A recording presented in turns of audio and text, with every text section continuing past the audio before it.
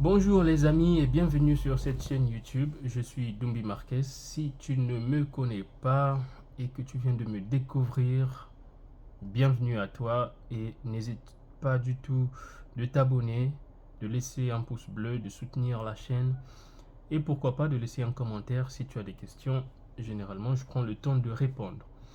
Dans cette vidéo, j'aimerais simplement partager avec toi quelques éléments que je trouve importants pour se préparer au concours des EVC, en sachant que l'épreuve, la session 2023 va donc commencer, va se dérouler en septembre, le 12 septembre jusqu'au 19 octobre. Les inscriptions sont clôturées.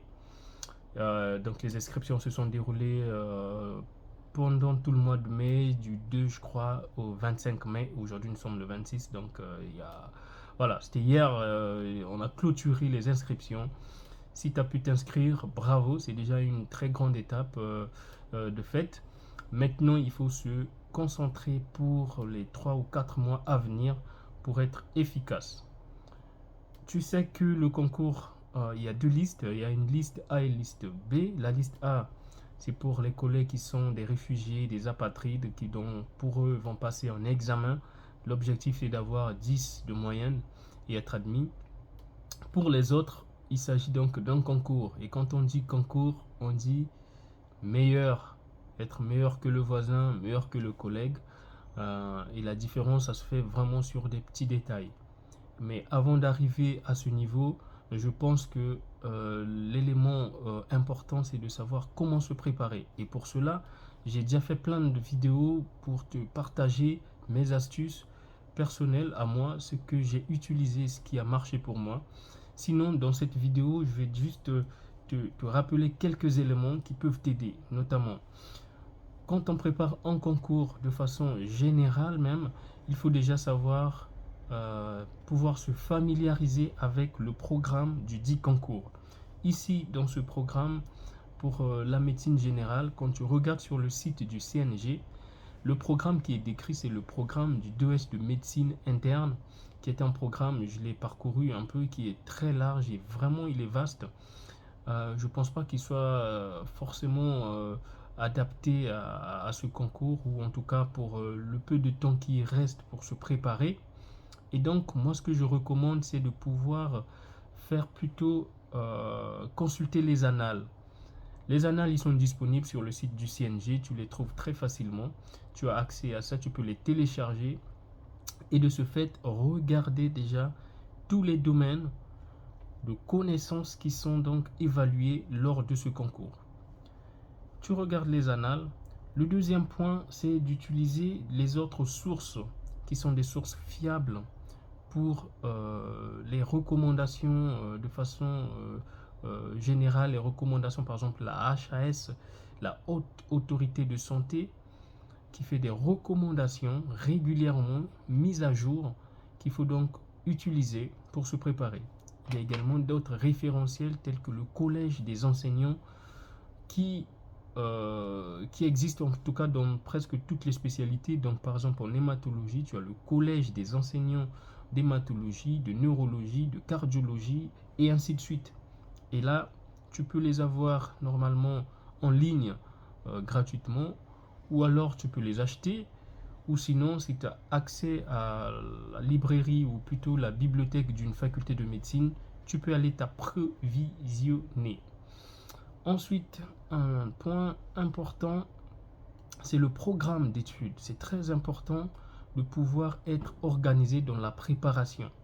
Ça ne veut pas dire que, en fait, quand on prépare un concours, il est important d'établir son propre programme qui doit être divisé en des petites sections avec une échéance du temps. Parce que là, il reste 3 mois maximum, on va dire. Il faut donc pouvoir organiser son programme de révision en fonction de ce temps pour que tu puisses avoir justement la possibilité d'évaluer ta progression. Faut pas se lever un bon matin, tu dis aujourd'hui je vais lire par exemple l'hypertension artérielle ou le diabète ou la méningite et au final tu ne finis pas finalement le programme, tu sais pas où tu en es. Donc, c'est très important d'être organisé et bien structuré. Quatrième élément, c'est de trouver un groupe de travail. Moi, je recommande vraiment, si tu as la possibilité d'être en contact avec des collègues qui préparent le même concours, qui préparent les mêmes examens que toi, de pouvoir s'entraider, parce que le fait d'être ensemble, ça permet de raviver un peu plus les flammes, ça permet de se motiver mutuellement. Et comme je dis toujours, ce qu'on connaît, en fait, ça vient toujours de trois façons. On connaît les choses soit parce qu'on les a lues, soit parce qu'on les a vues en pratique, on a vu comment on fait, soit parce qu'on a entendu. Donc le fait d'être avec des collègues, d'écouter ce que les autres disent, peut déjà être une source d'information. Une information entendue peut rester aussi longtemps qu'une information qui a été lue quelque part. Et à ce moment, si on n'a pas eu le temps de tout lire, ben, le jour de l'examen, une question qui tombe sur ce domaine, et puis on peut toujours avoir des petits éléments de réponse.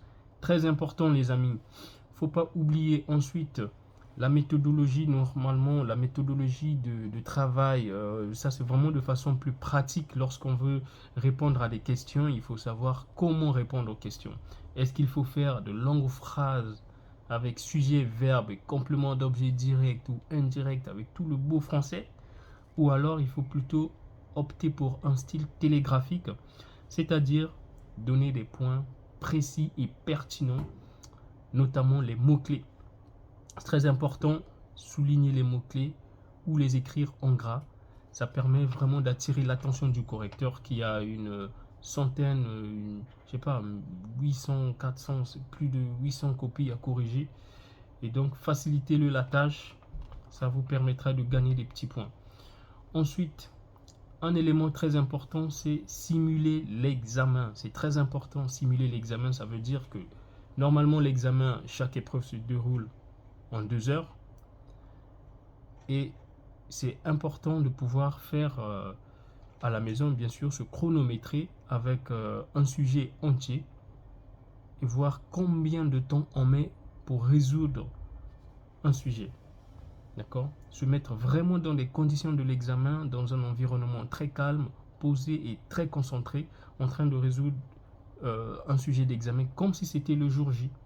Il faut vraiment prendre le temps de le faire. Ça permet de se mettre en condition et de s'adapter déjà à l'examen.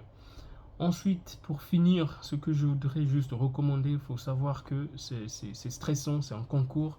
C'est pour certains d'entre nous, c'est vraiment le projet de toute une vie. Et donc, ça stresse, ça peut angoisser, c'est tout à fait normal. Il faut donc prendre le temps de prendre soin de soi. Il faut bien s'alimenter, il faut faire un peu de sport, un peu d'exercice physique, il faut vraiment de l'équilibre.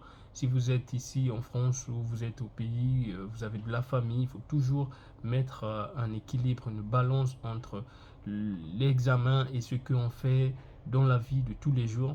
C'est très important. Il faut rester positif, les amis, rester positif. Il faut visualiser sa réussite. Il faut penser positivement.